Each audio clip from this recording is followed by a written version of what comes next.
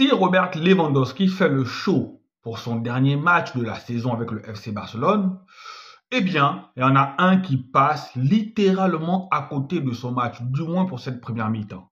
La question qu'on va se poser, c'est où est passé Lamine Yamal? Oui, les amis, oui, amis barcelonais, où est passé Lamine Yamal? Cette première mi-temps entre l'Athletic Bilbao et le FC Barcelone, Lamine Yamal l'a traversé comme un fantôme, comme un coup de vent. On n'a pas vu Lamine Yamal qu'on connaît. On ne l'a pas reconnu. Il n'était même pas présent. D'habitude, on voit un Lamine Yamal très actif sur son côté droit. Là, rien.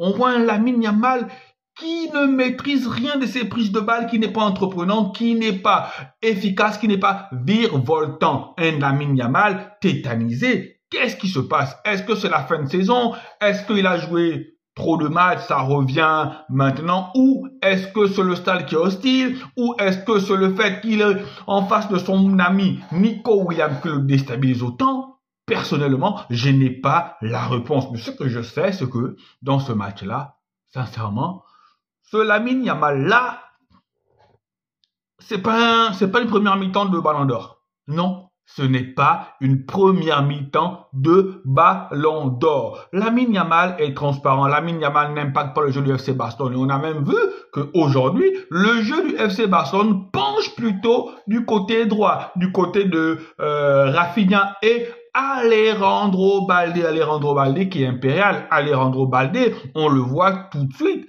est nettement supérieur à Gérard Martin. Et je me rappelle, je me souviens ou j'imagine Alejandro Balde face à l'Inter. Je pense que Dumfries n'aurait pas eu autant d'impact sur ce couloir-là. Je pense qu'il ne serait pas monté autant parce qu'on voit que Alejandro Balde est une flèche. Alejandro Balde a plus de maîtrise technique et tactique que Gérard Martin.